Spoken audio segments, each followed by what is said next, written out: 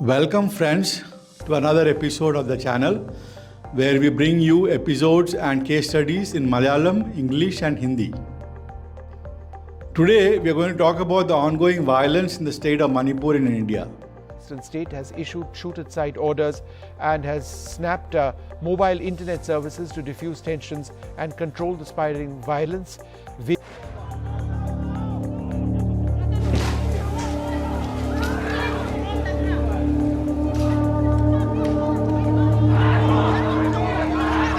Tension is escalating in Manipur's Bishnupur district. A youth gunned down in the morning today in Bishnupur while there is the curfew. The Manipur government has suspended mobile internet while Section 144 has been imposed in some areas. Now, over 7,500 people have been displaced. They were given. Over the past month and a half, Manipur has been seized by repeated cycles of violence, bloodletting, and failed efforts at peace. Since May 3, when ethnic clashes first erupted in the northeastern state, 130 people have died, 352 have been injured, some 60,000 had to flee their homes. Over 4,300 incidents of arson, nearly 3,500 houses have been destroyed in and around 275 villages. 4,000 firearms have been looted by violent mobs from police armories. All this despite Manipur being under a heavy security blanket. The state has India's third highest number of police personnel per 100,000 people. Large parts of it are under the Armed Forces Special Powers Act, with 114 companies of various central forces deployed. To top it all, a double-engine regime, BJP government at the center and the state is in power. Triple engine if you count the not inconsiderable presence of one of the party's strongest leaders as a chief minister in the neighborhood. And the Union Home Ministry is constantly monitoring the situation. Now let's talk a little bit about the historical background of this conflict. The Kuki and the Meitei communities are two of the major ethnic groups in Manipur. The Meiteis are the dominant group and inhabit valley areas, while the Kukis primarily reside in the hills surrounding the valley. Historically, there have been tensions and conflicts over land, resources, and political representation.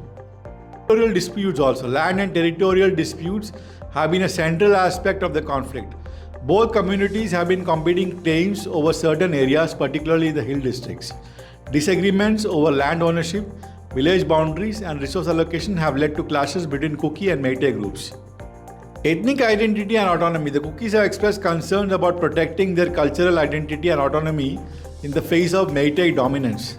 They have sought recognition and representation within the Manipur state government and have at times demanded a separate administrative district for Kuki inhabited areas.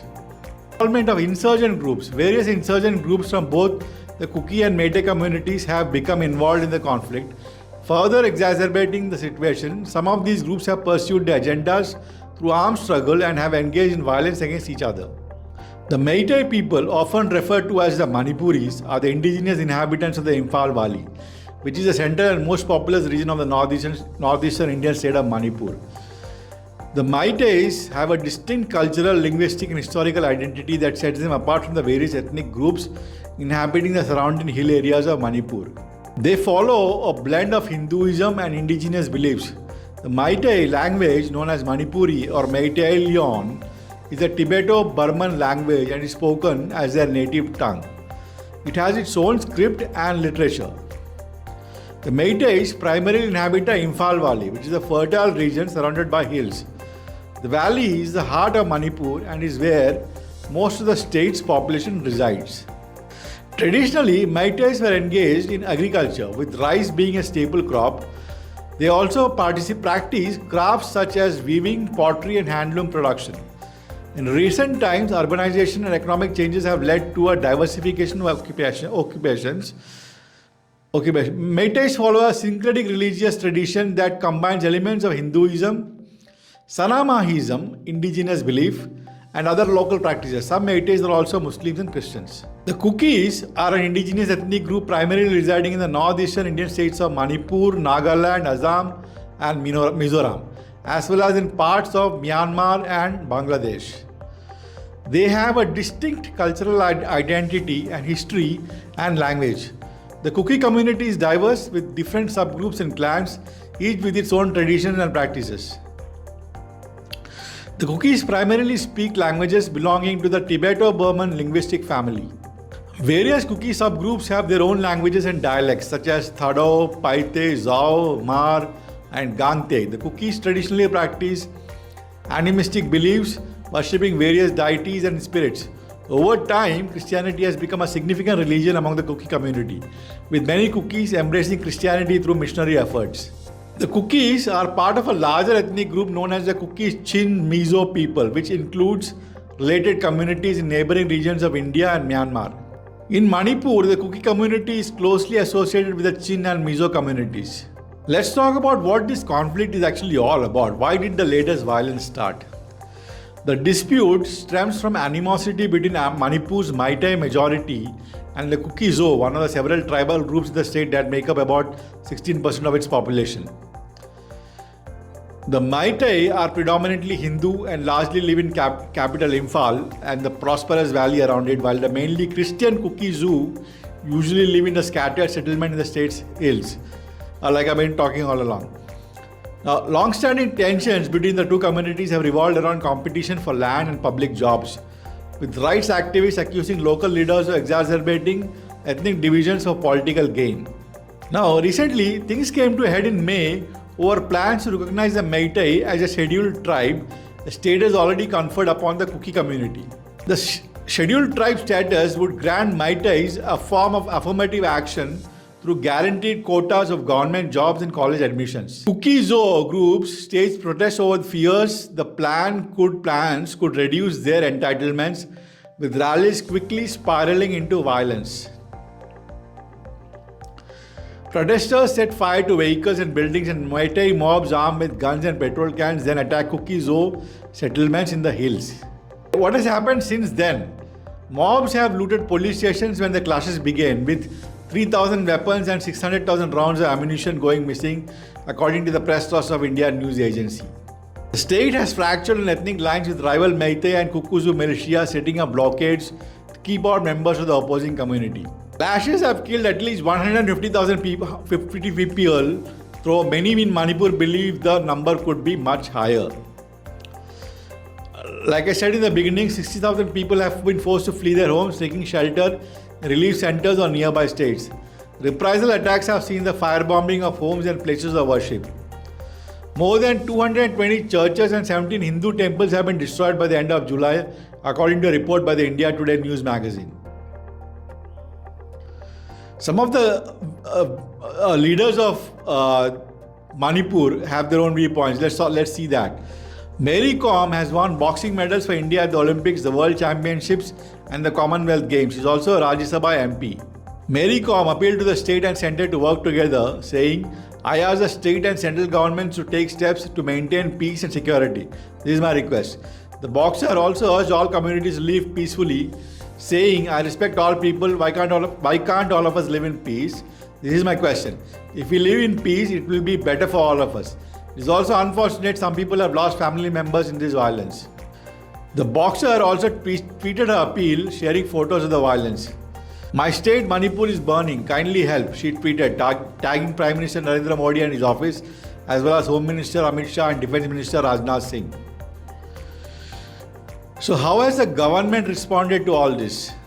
Even as the violence escalated, the response from the central BJP government was noticeably muted. The BJP state government, dominated by the Meitei community, has been accused of being complicit in the violence against the Kuki minority by allowing Meitei gangs to carry out violence with impunity. Prime Minister Narendra Modi maintained a month-long public silence on the conflict and has yet to visit Manipur since the violence broke out. It was only after a viral video of two Kuki women being forcibly stripped naked, publicly groped, and allegedly being raped by a Meitei mob caused outrage across the country that Modi commented on the issue. Modi said that what happened to the daughters of Manipur can never be forgiven and that the entire country had been shamed by the incident. Manipur की जो घटना सामने आई है, किसी भी सभ्य समाज के लिए ये शर्मसार करने वाली घटना है। पाप करने वाले, गुनाह करने वाले कितने हैं, कौन है, वो अपनी जगह पे है, लेकिन बेइज्जती पूरे देश की हो रही है। घटना चाहे राजस्थान की हो, घटना चाहे छत्तीसगढ़ की हो, घटना चाहे मणिपुर की हो, इस देश में, हिंदुस्तान के किसी भी कोने में, किसी भी की राज्य सरकार में राजनीतिक वाद विवाद से ऊपर उठ करके कानून व्यवस्था का महात्मा है, नारी का सम्मान, और मैं देशवासियों को विश्वास दिलाना चाहता हूं, किसी भी गुनहगार को बख्शा नहीं जाएगा।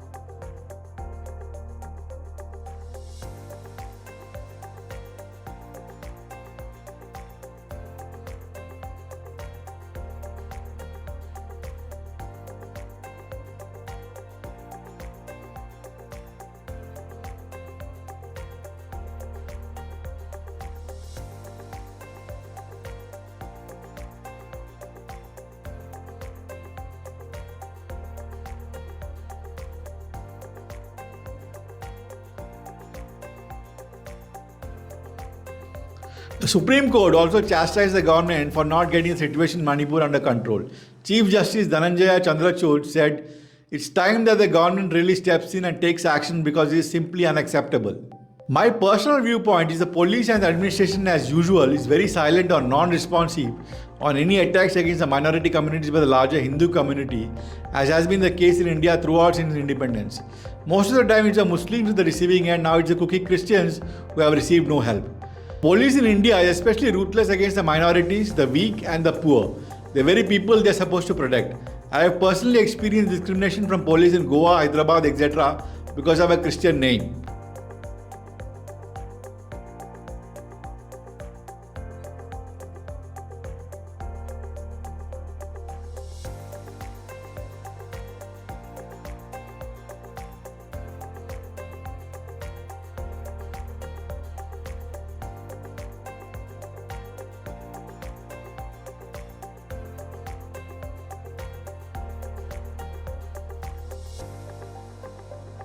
What does the opposition have to say about this? Congress leader Rahul Gandhi, in his first speech in Parliament after he was reinstated as an MP on Wednesday, slammed Prime Minister Narendra Modi over the Manipur violence and said the government divided the northeastern state into two parts. Speaking in the Lok Sabha during the no confidence motion debate on the Manipur issue, Rahul Gandhi said while he visited the strife-torn state, the Prime Minister did not do so. Few days back, I went to Manipur. Our Prime Minister did not go, not even to this day, because for him, Manipur is not India. That's what Rahul Gandhi said. The Manipur has been a prominent issue in the ongoing monsoon session of Parliament, where House proceedings have been frequently disrupted. The opposition moved a no-confidence motion against the government in the Lok Sabha, demanding a statement from PM Modi on the Manipur violence. Terming the Modi government as traitors, Rahul Gandhi said they were not nationalists and India was murdered in Manipur. They killed India in Manipur, not just Manipur, but they killed India. Their politics has not killed Manipur, but it has killed India in Manipur. They have murdered India in Manipur, Rahul Gandhi said. He likened PM Modi to Ravan and said he was arrogant since he was not listening to the voice of the people. Invoking the epic Ramayana, Rahul Gandhi said Lanka was not set on fire by Lord Hanuman, but by Ravan's arrogance. Ravan was not killed by Ram, but by his arrogance. He also said, "You are doing the same thing in Haryana as well," referring to the communal clashes in the state of Haryana, which claimed 6 lives already. Rahul Gandhi asserted that the Indian army can restore peace in Manipur in one day, but alleged that the government was not using its services. Earlier, while beginning his speech, Rahul Gandhi thanked Lok Sabha Speaker Om Birla for reinstating him as an MP. The Congress leader got back his parliamentary membership after the Supreme Court paused his conviction in the 2019 Modi surname case. Now, is there a possible solution to this conflict? See, the current conflict clearly seems like a conspiracy of some sort by people probably from the RSS or something to create trouble. That's what I feel like. The High Court of Manipur issued a directive to the central government to make reservations for the Meitei people. So that seems like the judiciary is also some kind of Hindutva people are there in the judiciary. So this judge was clearly prejudiced, was trying to create trouble where there was no trouble. Also, now that this issue has been given a religious angle and most of the factions involved in violence are Meitei Hindus and Cookie Christians, we cannot ignore the religious factors. Ever since this BJP government under Prime Minister Modi has come to power and for a second term in 2019, there has been a concerted effort to marginalize the minority communities, especially the Muslims. The BJP RSS tried to play the divide and rule game to drive a concerted hate campaign against the Muslims from all sections, including Hindus and Christians. But with the Manipur Violence and the Kerala Story movie, the RSS agenda has been revealed. I mean, it should be pretty clear that some RSS people are behind the Kerala Story movie too, or Kerala Story movie also, because the BJP is not able to gain power in Kerala. So the idea is to turn Kerala into another Kashmir. I mean, look at this a few years ago. The BJP was trying to win some elections based on the Sabarimala temple issue. It's pretty easy to fool people on the basis of religion, and the BJP RSS plays this card to the fullest extent.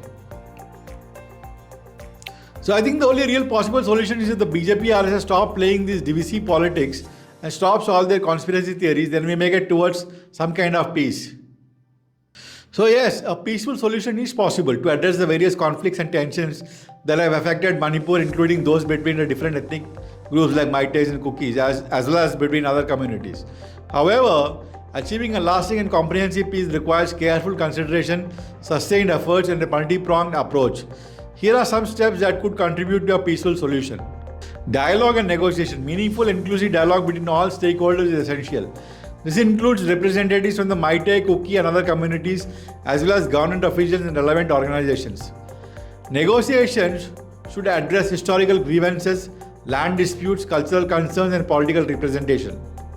Conflict resolution mechanism. Establishing effective conflict resolution mechanisms at the local, regional, and state level can help address disputes before they escalate into violence. Mediation and arbitration processes can provide avenues of peaceful resolution of conflicts. Resource allocation and development. Addressing socio-economic disparities and ensuring equitable resource allocation can help alleviate some of the root causes of conflict. Investing in development projects that benefit all communities, especially in terms of education, healthcare, and infrastructure, can contribute to stability. International support. International organizations, neighboring countries, and regional bodies can play a role in facilitating peace initiatives and providing technical assistance. Now, it's worth noting that every conflict is unique and the specific circumstances in Manipur will influence the approach to achieving peace. The key is to address the underlying causes of the conflict, promote understanding about different communities, and work towards a shared vision of a harmonious and inclusive society. Thanks for watching this video. If you like this video, please subscribe to my channel and press the bell icon so I can bring more videos like this to you. Thanks once again for watching. Thank you.